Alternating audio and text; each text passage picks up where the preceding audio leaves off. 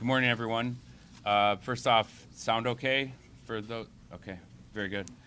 My name's Joe Bisk. I'm the Secret Service. I'm with the Secret Service's Office of Communications and Media Relations. You won't need to quote me, but if you need, my name is Joe, and then the last name is B as in boy, I-E-S-K. We're all here today to provide information on the security plan for the 2024 Democratic National Convention. Our goal is to provide you with as much information as quickly as possible and get that to the citizens of Chicago and those who are visiting the city during the DNC. There's a lot of people here today from the media, so we'll have some time for questions and answer afterward. If we don't have time to get to everyone, we'll be around after to answer some of your questions, and you can also send them to dncmedia@cityofchicago.com. And many of you also have my email. After the press conference, we'll be sending out a release along with the maps. And so before we bring in today's speakers, I'm going to go over just some ground rules and then the agenda for who will be speaking today. So you'll hear remarks first from Deputy Special Agent in Charge Derek Meyer. It's pronounced Meyer. It's spelled M-A-Y-E-R. Derek is D-E-R-E-K. And he's the Deputy Special Agent in charge of the Chicago Field Office for the Secret Service. Then you'll have Governor J.B. Pritzker, J.B., P-R-I-T-Z-K-E-R, followed by Mayor Brandon Johnson, Brandon, B-R-A-N-D-O-N, Johnson, J-O-H-N-S-O-N. I know you all know this, but Superintendent Larry Snelling will follow the mayor. That's L-A-R-R-Y-S-N-E-L-L-I-N-G. And then 2024 DNC Coordinator Jeff Burnside, who is leading this for the Secret Service. He will then come up, go through the maps, explain where the perimeters are, and what some of those ramifications will be for the surrounding area. So he'll give a comprehensive review. Followed by that, we'll have Acting FBI Special Agent in Charge Lucas Rothar, Lucas L-U-C-A-S, Rothar R-O-T-H-A-A-R. And then lastly, it'll be Chicago Office of Emergency Management and Communications Executive Director Jose Tirado, Jose J-O-S-E, Tirado T-I-R-A-D-O. Following the remarks, like I said, we'll have a brief Q&A. We have a hard stop at 12:30, so given the number of all you here today, we're not going to have time to go into off-topic questions. If you do, we have a number of public affairs folks in the room today that we can answer your questions afterward. And then we ask that we'll call on you for questions. So if we call on you, you ask a question and a follow-up, and please lead with your name and outlet. And then, like I said, any questions that don't get answered today, please send them to the appropriate agency or office. So with that, we'll bring in the speakers. Oh, I'm sorry. One last thing I wanted to mention. This is a national special security event for those who don't know. So this is designated by the Department of Homeland Security, and this will be the 79th NSSE since their inception. And the Chicago Field Office was in charge of both the Republican National Convention in Milwaukee last week, as well as the DNC. So now with that, we'll bring in the speakers. Thank you.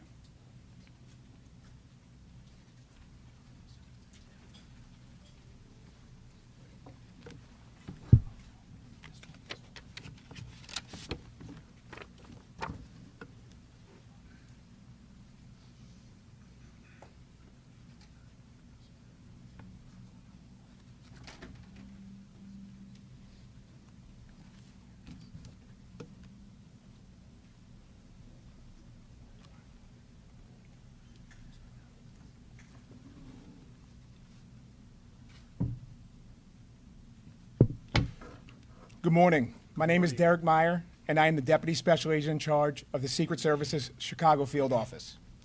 I must begin by saying the assassination attempt of former President Donald Trump on July 13th was a terrible day for our entire nation. The investigation into this incident is being handled in Washington, D.C. The Secret Service remains dedicated to transparency and is working diligently to seek answers.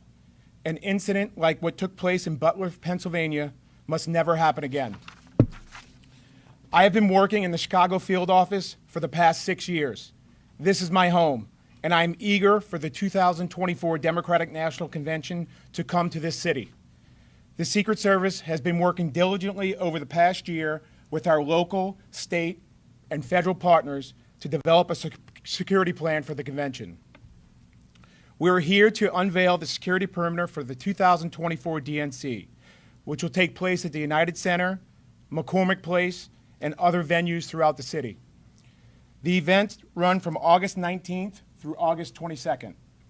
The convention has been designated a National Special Security event, which brings with it a full complement of resources from the federal government. These NSSEs also rely heavily on partnership. Many of those on our team are here today, including Illinois Governor J.B. Pritzker, Chicago Mayor Brandon Johnson, Chicago Police Superintendent Larry Snelling, U.S. Secret Service DNC Coordinator Jeffrey Burnside, FBI Acting Special Agent in Charge Lucas Rothar, and Jose Tirado, the Executive Director of the Chicago Office of Emergency Management and Communications. We also have representatives from other key agencies on hand to answer your questions. The perimeter maps you will soon see were carefully crafted with input from our public safety partners, community groups, local businesses, traffic and transportation experts. The Secret Service has also been working closely with our counterparts in the Department of Homeland Security and at the White House since the incident took place on July 13th in Butler, Pennsylvania. We have reviewed the security plan for the DNC and remain confident. Our plan allows us to adjust for any possible scenario. Earlier this month, the Secret Service coordinated security for the Republican National Convention in Milwaukee and the NATO Summit in Washington, D.C. These events were conducted in a secure environment, and we expect similar results in Chicago.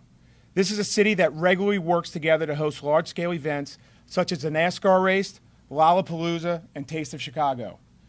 The Chicago Police Department plays a pivotal role in the success of these events, and Superintendent Snelling has been a tremendous partner. The superintendent is among 17 public safety entities, including the U.S. Secret Service, participating in the Executive Steering Committee. This committee oversaw the development of the DNC Operational Security Plan, relying on subcommittee staff with experts on various topics, including national intelligence, consequence management, maritime security, airspace security, traffic control, and more. The DNC plan has subsequently been tested and reinforced through multiple interagency exercises over the past 4 months, including 5 tabletop exercises and numerous field training operations.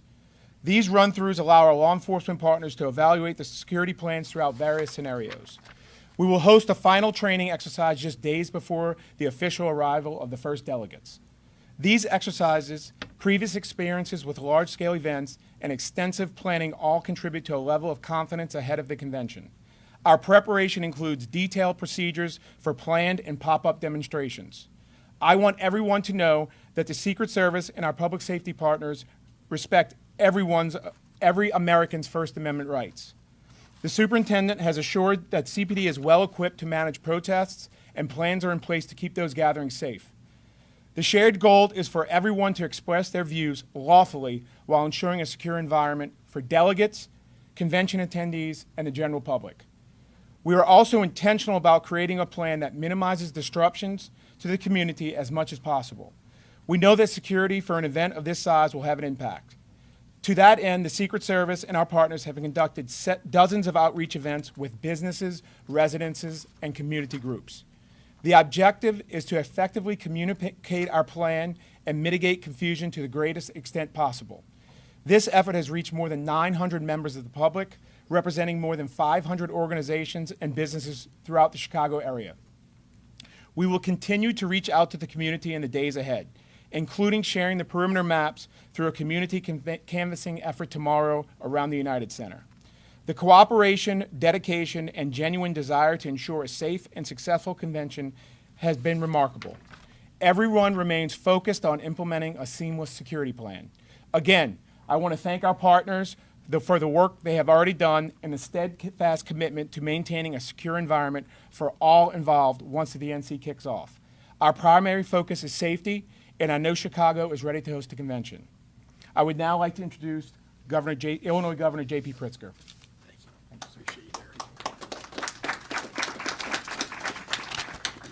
Well, thank you very much, Derek, and thank you all for joining us today. It really is my honor to be here alongside the people who are making this historic Democratic National Convention possible. I want to first thank Jeff Burnside and the entire United States Secret Service for their tireless work to keep Chicago and all of us attending the DNC safe. Your professionalism, truly, and your sacrifices make us proud. In less than a month, thousands will gather here in Chicago to make their voices heard by participating in the convention. The eyes of the world will be on our great city, and safety and security have remained our top priorities. It is thanks to the tireless efforts and coordination of the agencies that are represented in this room from all levels of government that convention goers and residents alike can participate and spectate to the fullest extent without fear for their safety. I want to acknowledge some of the great local and state leaders and agencies who have sacrificed nights and weekends in pursuit of that effort. The staff and representatives from the mayor's office and the city of Chicago, the Chicago Fire Department, led by Commissioner Annette Nance Holt, Chicago Police Department, led by Superintendent Larry Snelling, and the Chicago Office of Emergency Management and Communications, led by Director Jose Tirado. Illinois Emergency Management Agency and Office of Homeland Security, led by Director Alicia Tate-Nadeau. The Illinois National Guard, led by Major General Rodney Boyd. The Illinois State Police, led by Director Brendan Kelly. Illinois Department of Transportation, led by Secretary Omar Osman, and dozens of other state agencies.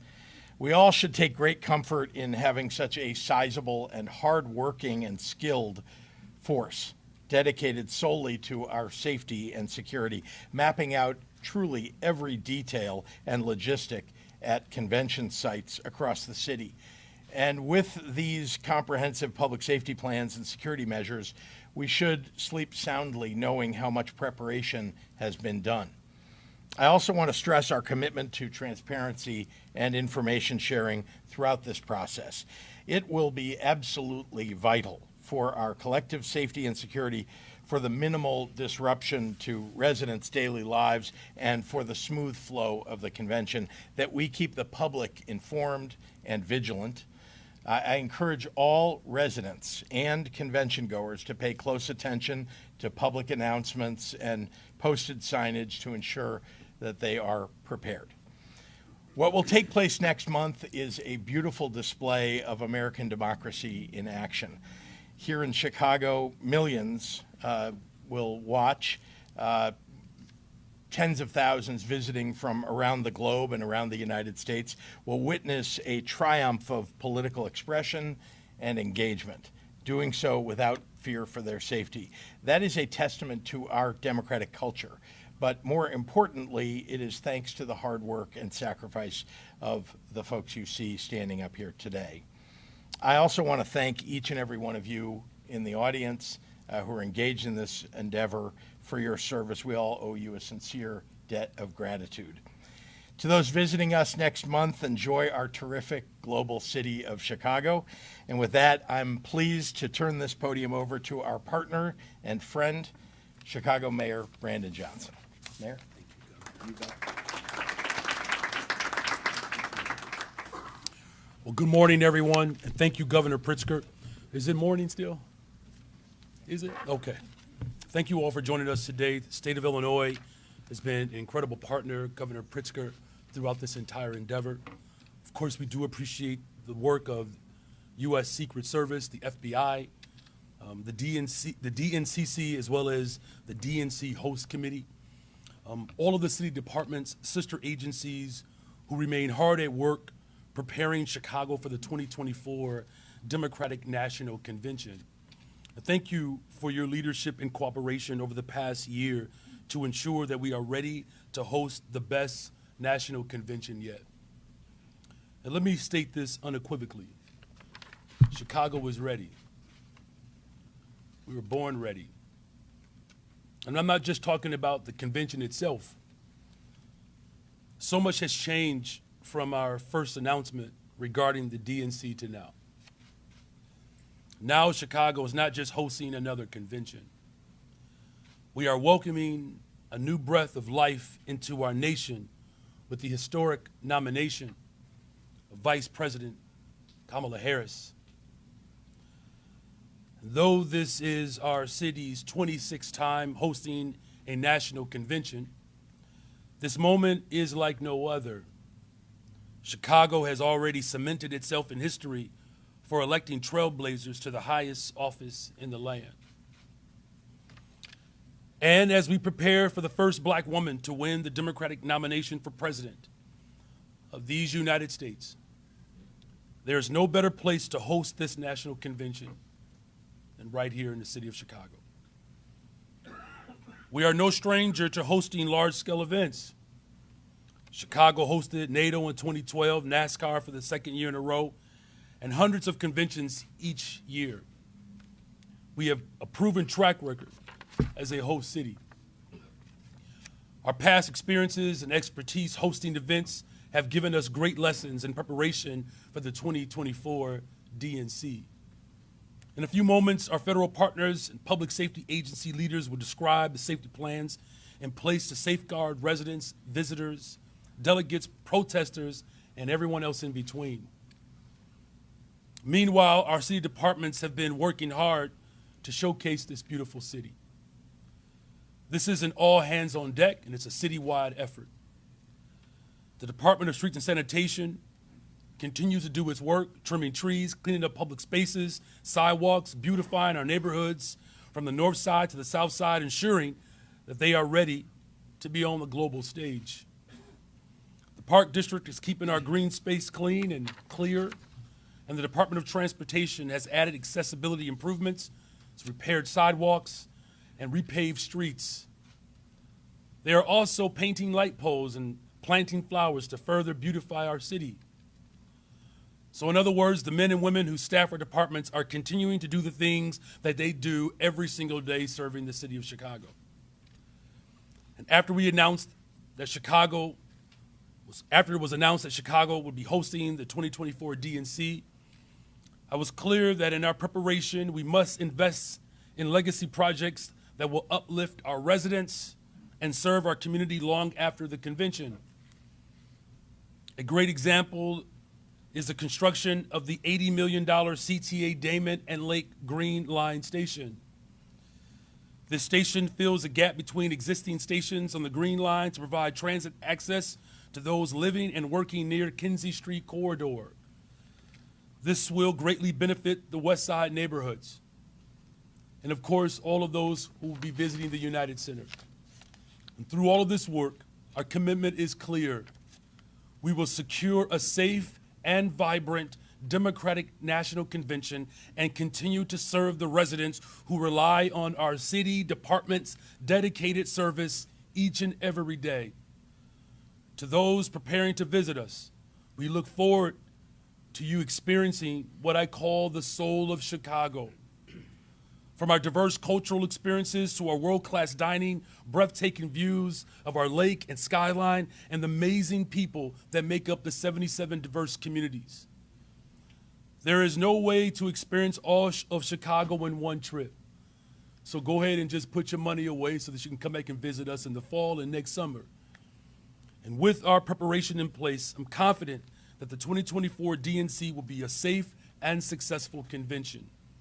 And most importantly, finally, this will be a peaceful and unified expression of our sacred democratic process. Whether you want to exercise your First Amendment, visit the convention, or just simply continue to live and work in Chicago like you normally do, you will be protected and served throughout this convention. In just 23 days, Chicago will showcase our great spirit, the vibrant neighborhoods, the readiness to usher in our nation's bright future. And thanks to all of our partners from the city and beyond who are making this moment possible. I look forward to our continued collaboration in the final days and throughout this convention. And so let's make sure that we are geared up for the people across the globe who will get a chance to experience our democracy. So thank you all again, and with that, I'm going to turn it over to the Chicago Police Department Superintendent, Superintendent Larry Snelly.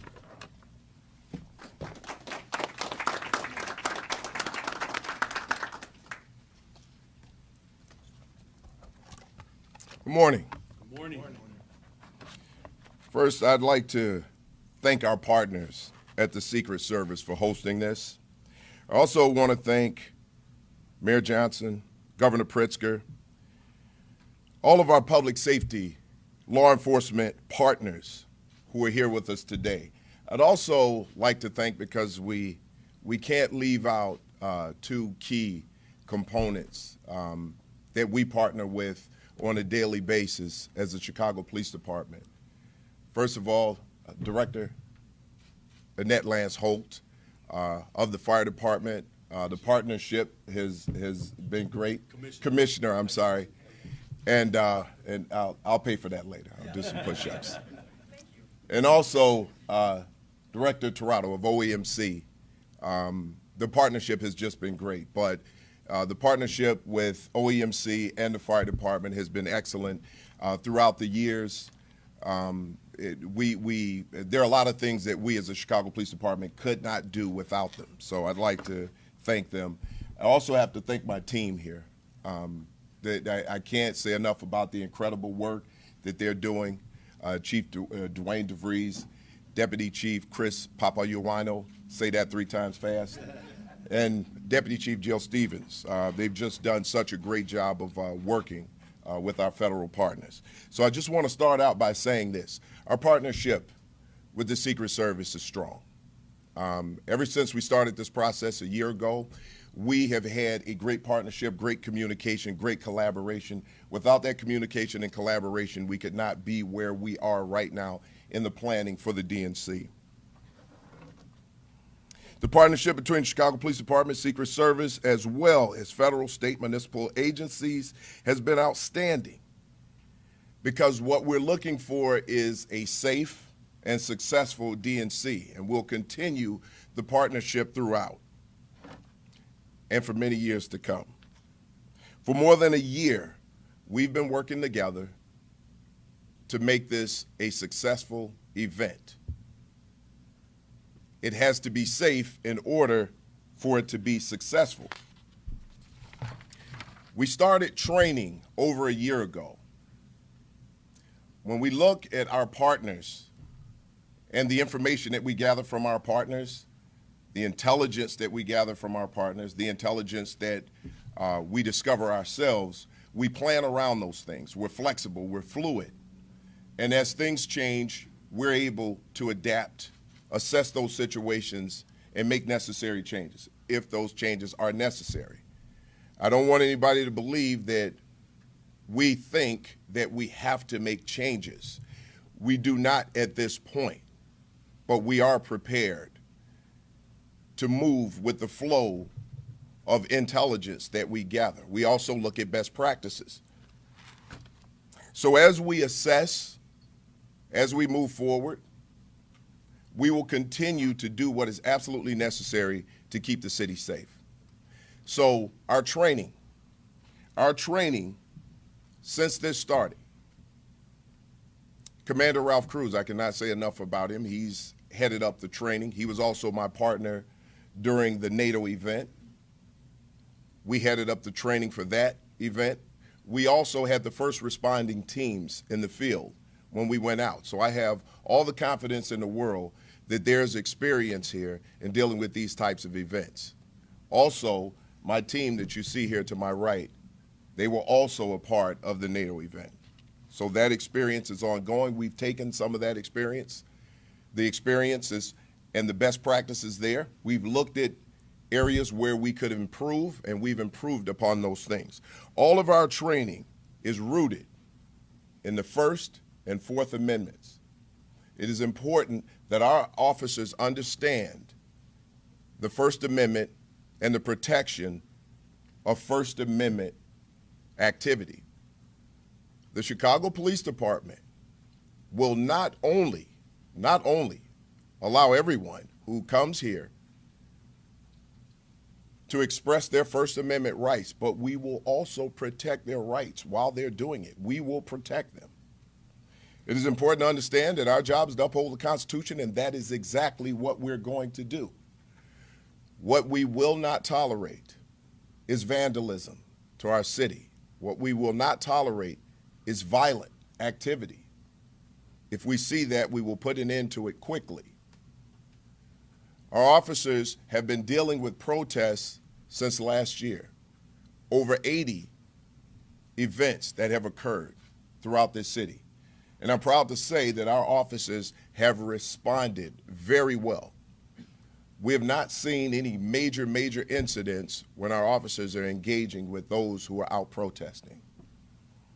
We're in constant communication with our protest groups. We will continue to communicate with those groups because it's absolutely necessary for us to have an understanding of what it is that they expect from us and what we expect from them. So we've laid out clear plans on those expectations. So I want to be clear that this is not just about the Democratic National Convention. The Chicago Police Department has an obligation to the entire city of Chicago. Every single neighborhood we will be protecting. And we're looking at our manpower, we're looking at our allocations, and we want to make sure, and we will make sure that the neighborhoods who need us the most, we will be there for those neighborhoods.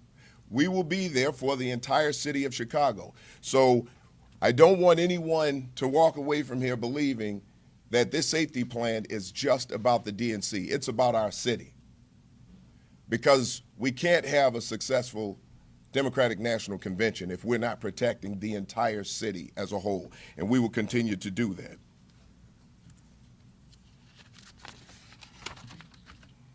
Lastly, I'd like to thank everyone who's been a part of the planning for the Democratic National Convention. I want to thank in advance our citizens of Chicago who, at times, especially through a lot of these events, have had to deal with traffic, rerouting their days, finding alternative ways to get to and from to work, and their patience around all of these events. And we imagine that that's going to happen again during the DNC. That patience is what helps us keep the city safe. We're going to do every single thing that we can to make sure that this Democratic National Convention is safe and successful. We actually went out and visited the RNC just to see what was going on there, to see if there's something that we could take away to bring back here. We will be getting out information as it comes in, and if anything changes that we know the public needs to hear, we will make sure that we communicate those things out. So thank you to everyone who's been a part of this planning, and we appreciate your cooperation in all of it. With that, I'm going to turn it over to the Secret Service DNC Coordinator, Jeff Burnside.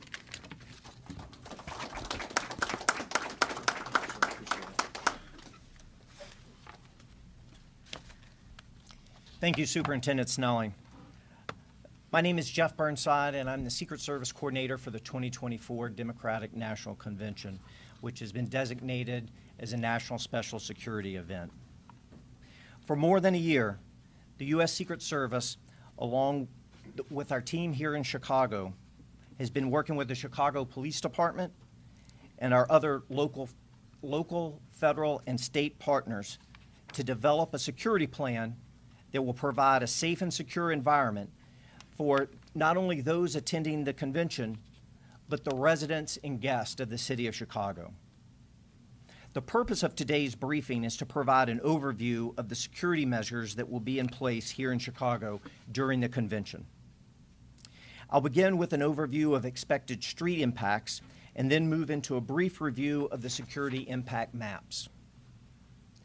Both the maps and a detailed list of street impacts will be released following this press conference and available to the public on the Chicago Office of Emergency Management and Communications website, chicago.gov/OEMC.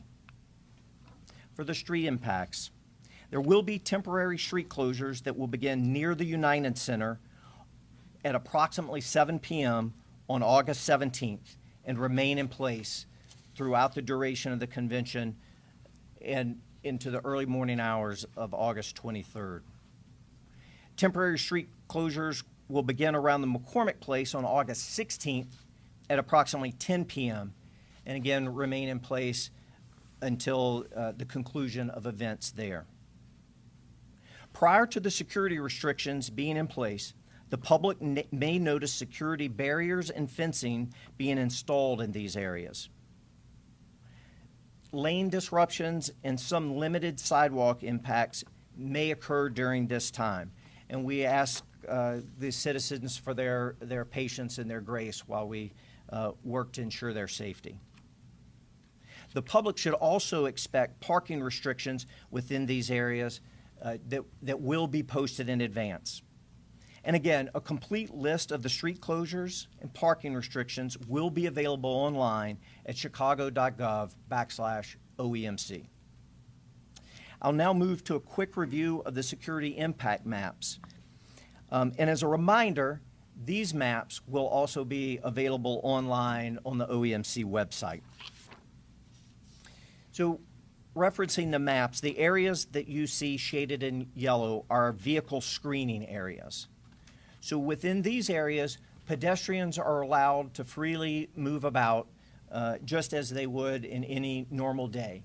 These areas are not bound by fences, but rather just a series of street closures. However, vehicles entering this area will be subject to screening. They must enter the area through a vehicle checkpoint where they will briefly be screened by law enforcement. Bicycles are permitted in the vehicle screening area and are not required to go through a screening checkpoint. Near McCormick Place, ride shares, taxis, hot food delivery will be available in the vehicle screening perimeter. Those vehicles will need to go through one of our checkpoints indicated on the map, and so there may be some delays. We'll now move to the red shaded areas on the map, which is our pedestrian restricted area, or what we also refer to as the inner perimeter. At the United Center, access to the pedestrian restricted perimeter is restricted to those that are credentialed individuals and have a need to be there, such as convention attendees, staff, workers, volunteers, and public safety. Individuals will need to enter through a pedestrian checkpoint and be screened in order to enter the pedestrian restricted perimeter.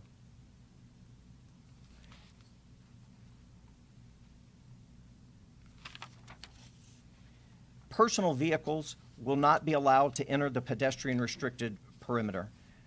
Bicycles, scooters, golf carts will also be restricted in this area and not permitted. Residents of the Henry Horner homes will be able to access their homes, and their entry instructions will be communicated directly to them during our canvassing efforts, as well as through efforts by the Chicago Housing Authority. People will be able to access businesses within the outer perimeter or vehicle restricted area. All businesses within the pedestrian restricted area have been reserved for exclusive use by convention attendees and volunteers. Ride shares, taxis, and hot food deliveries will not be permitted within the pedestrian restricted area. Chicago Transit Authority buses will operate normally during their normal hours of service. However, routes within the vehicle exclusion zone will be impacted by the security restrictions that are in place. Riders are asked to expect delays and budget a little extra time for travel. We've been working very closely with CTA, and they will publish information and get it out to the public on alternate bus stops and that type of information. Deliveries, trash service, mail, the all-important Amazon deliveries, they will continue as normal. Those vehicles will be screened prior to entering the vehicle screening area. And so there might be some shifting of normal delivery times. And again, we ask for businesses and residents' patience as we work through that process. All deliveries that are entering the Secret Service perimeter must go through our commercial vehicle screening location, and that location has been communicated to the businesses and delivery companies that would be impacted.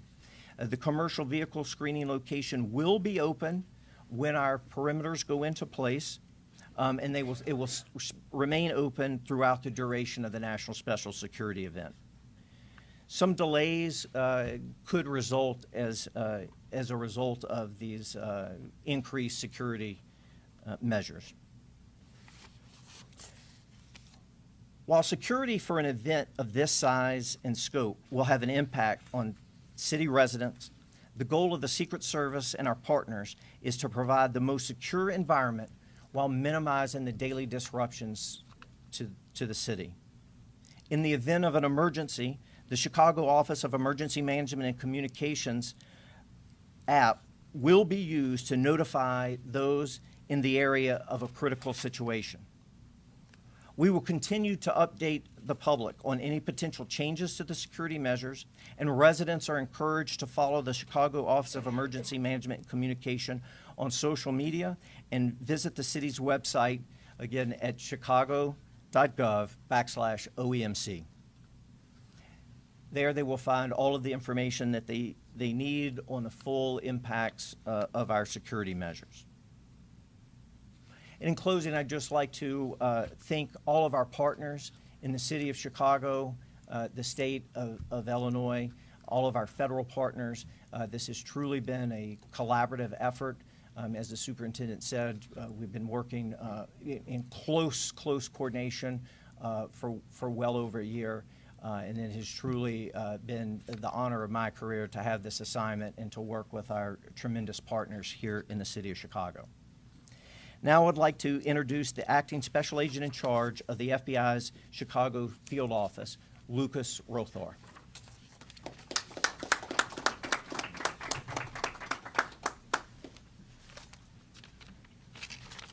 Good afternoon, everybody. I'm Lucas Rothar, the acting special agent in charge of the Chicago division of the FBI. Upon the designation of a national special security event, the FBI is tasked with being the lead coordinator for intelligence relating to that event. For over the past year, the men and women of the FBI, along with our partners in law enforcement, have worked diligently to evaluate and assess all information and intelligence related to this event. And we've taken appropriate actions, and we shared that information with our law enforcement partners at the local, state, and federal levels. At this time, there are no known articulable threats to the DNC. However, as FBI Director Christopher Wray just mentioned yesterday in his testimony to Congress, we are living in an elevated threat environment. We do acknowledge the vast threats that we face as a nation, running from violent crime to international terrorism, domestic terrorism, and hate crimes, along with a host of other threats. The FBI remains steadfast in its commitment to meeting these challenges to protect the American public while upholding the Constitution. We pride ourselves on our ability to pivot to address new threats to safeguard this nation and our communities. That has not, and it will not change. We're always adapting, we're always learning, and we're always adjusting our approach as we receive new information. And we will continue to do that throughout the DNC. The FBI is committed to devoting all resources as needed to combat any threats should they arise. Our special agents, intelligence analysts, and professional staff are prepared for this mission. We have a host of teams from across the country throughout the entire FBI that will assist us with these tasks. These personnel range from our hostage rescue team, our SWAT teams, our lab division, victim assistance, language specialists, along with a host of other people to help us accomplish these missions. However, one of the FBI's greatest strengths is our multi-agency approach to sharing of information. I'd like to take this opportunity to thank all of our local, state, and federal partners, many of you are here today with us. We endeavor in this work through these partnerships on an everyday basis. Some are through formalized relationships, such as our Joint Terrorism Task Force and our Violent Crime Task Force. Others are through less formalized. However, the result is the same. These partnerships are the key in the sharing of that intelligence in order to disrupt bad actors before they strike. And we're going to continue to rely on this process throughout the DNC and onwards and afterwards to ensure the protection of our communities.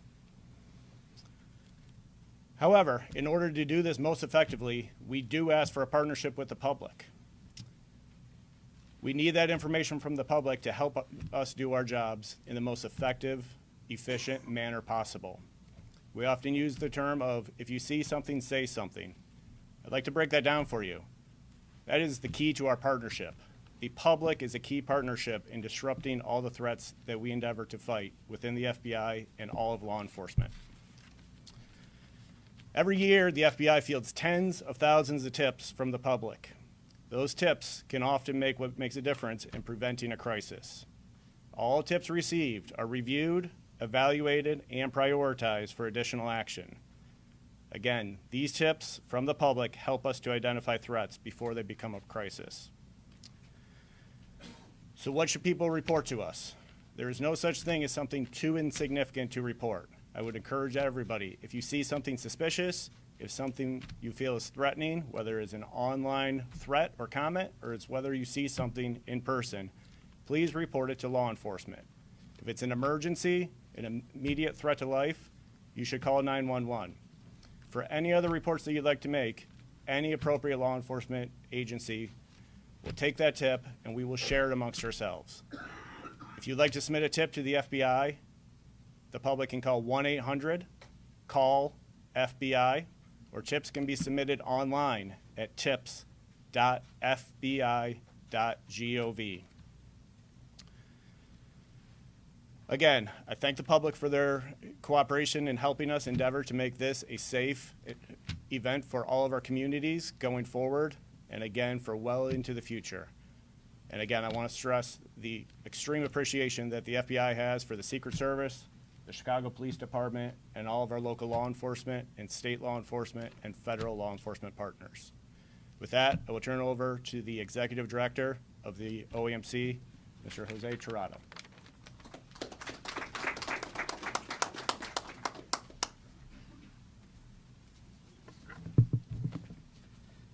Good afternoon. My name is Jose Tirado, and I am the Executive Director of the Office of Emergency Management and Communications for the City of Chicago. OAMC is coordinating public safety efforts for the DNC and around the United Center, McCormick Place, and throughout the rest of the city. Our number one priority is public safety. Throughout the past year, OAMC has been coordinating security and safety planning with the Secret Service, the Chicago Police Department, the Chicago Fire Department, city agencies, as well as other partners and convention organizers to ensure the safety of all residents, visitors, and convention attendees. We have plans in place to handle the additional crowds and increased traffic citywide. The largest impacts will be felt around the United Center, McCormick Place, specifically due to street closures, parking restrictions, and added security measures. Businesses and homes will be accessible within those perimeters. Before heading out, please remember to plan ahead, allow extra travel time, consider alternate routes, and use public transportation if possible. OAMC, alongside other city departments and federal agencies, will continue to canvass the impacted areas to engage with residents and businesses to answer any of their questions. This includes the areas around the United Center, McCormick Place, the Central Business District, the West Loop, and the South Loop. OMC's website is chicago.gov/OMC.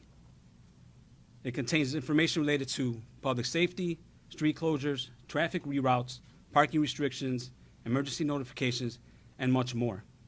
Throughout the convention, OMC will be pushing out important notifications.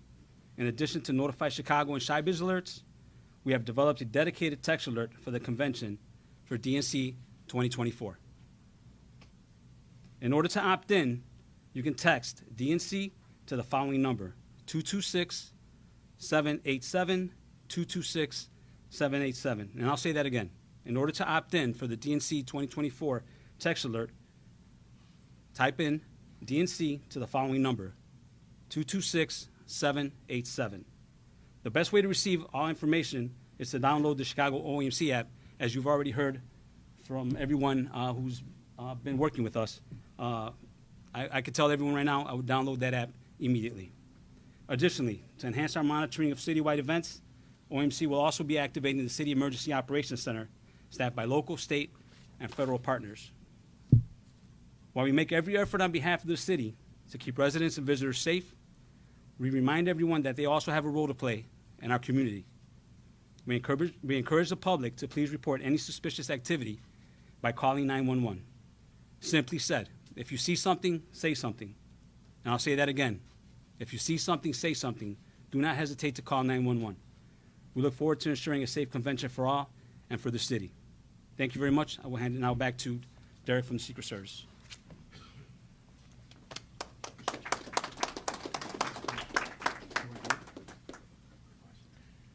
We will now open the floor up for questions. Just a reminder, just please lead with your name and outlet, and then we're gonna try to just do one question and get follow-ups later because there's so many. AP? Cynthia with AP. The protesters have indicated that they're in talks to be closer to the United Center. I don't know who would be the best for that, but where those talks are and approximately where they would be.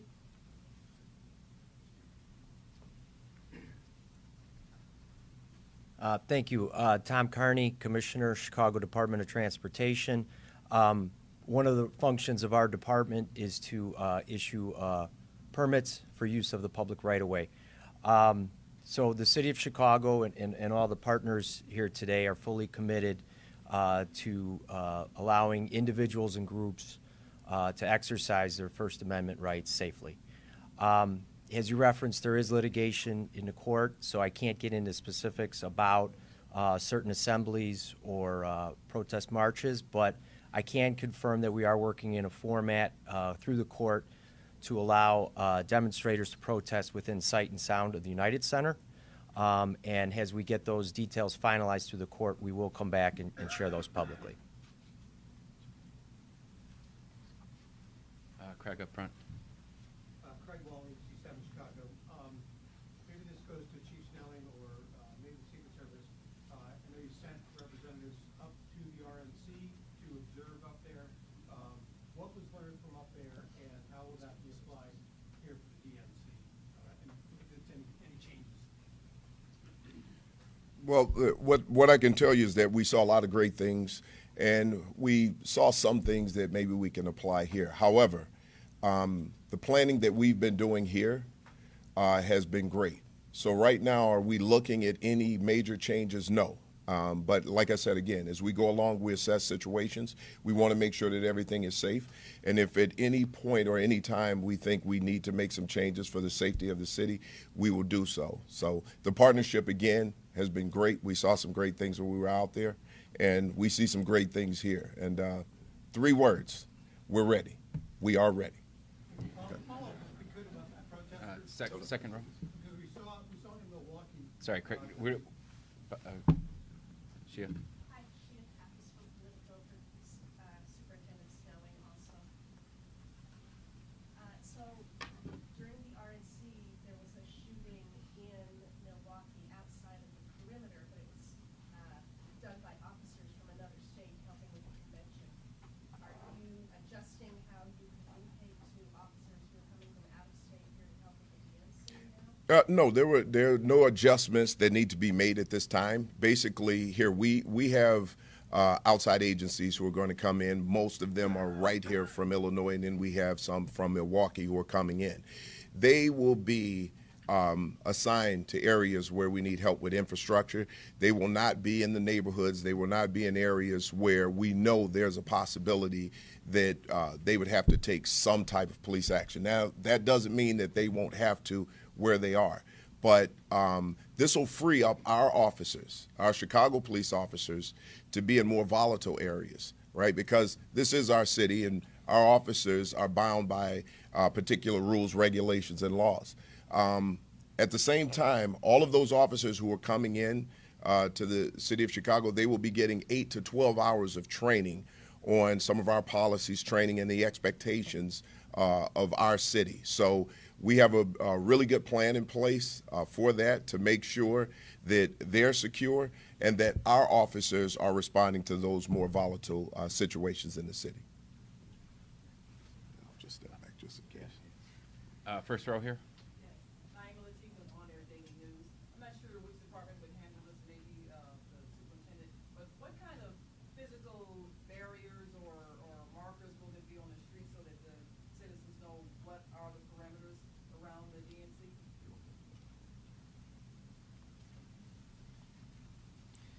So I'm a visual learner, so I'm going to reference the maps as we kind of talk through this. So in the yellow areas, that is not bound by any type of fencing. There will be a series of street closures that will be well marked for motorists so that they will see those. The red areas will be bound by fencing. And pedestrians will be able to see that. It will be clearly marked. It will be clearly visible. There will be no confusion about what is a restricted area and what is not a restricted area. First row. Or second, right, Julie. Superintendent, can you tell us, are there any protest groups that you have not communicated with that you expect will arrive in Chicago to demonstrate? Well, here's what I can tell you, because it's unpredictable who will arrive here. We're willing to meet with any protest group to have that conversation, to talk about expectations, to explain what it is that we expect of them. And because I think that clear communication gives us an idea.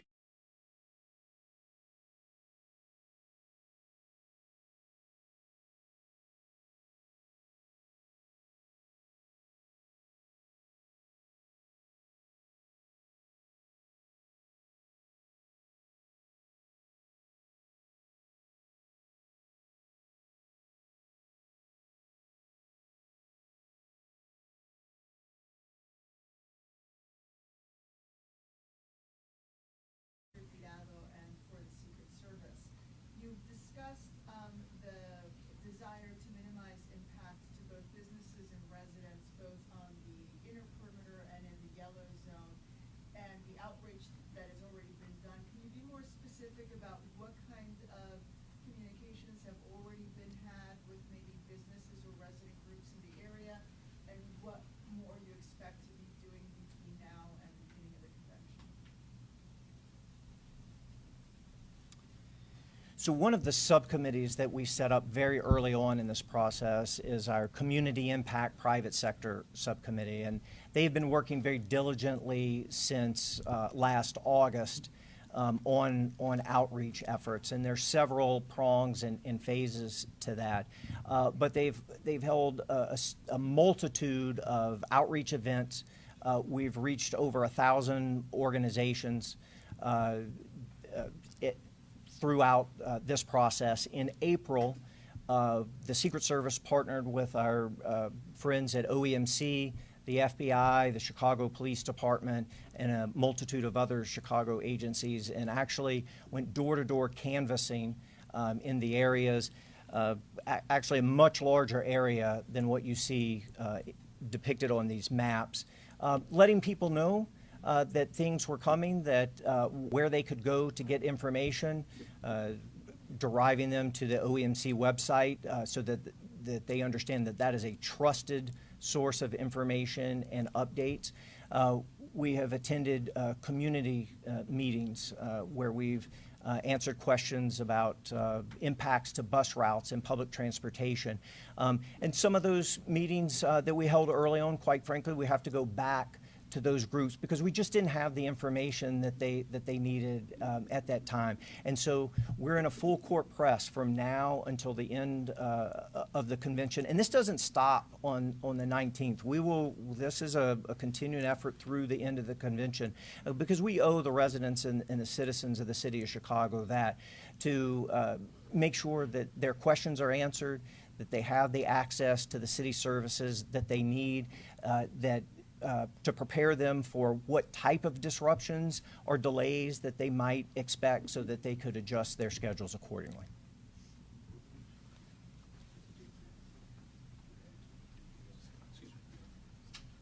I'm sorry, give me 1 second.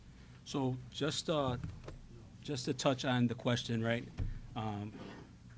Jeff did an amazing job, but the reason I'm going to introduce Ivan Capifali is because he's also boots on the ground to get into specifics on how OMC, Secret Service, CPD, Community Engagement for the Mayor's Office has been pushing out this message.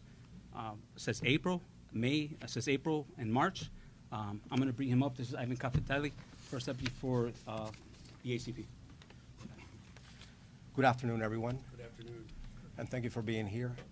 My name is Ivan Capifali, and I'm the Acting Commissioner for the Chicago Department of Business Affairs and Consumer Protection, also known as BACP. BACP in-person canvassing efforts included businesses and residents within the newly announced perimeter and those near the venues.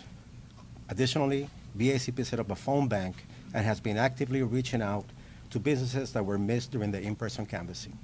Since April, BACP has reached out to almost 900 businesses around the United Center and nearly 500 businesses near McCormick Place. I want to confirm that BACP will be part of the canvassing efforts that are occurring tomorrow. Additionally, BACP has shared DNC information through emails and our social media pages, engaged with delegate agencies, elected officials, industry partners, and more. We created a frequently asked questions toolkit in collaboration with the Office of Emergency Management and distributed it widely.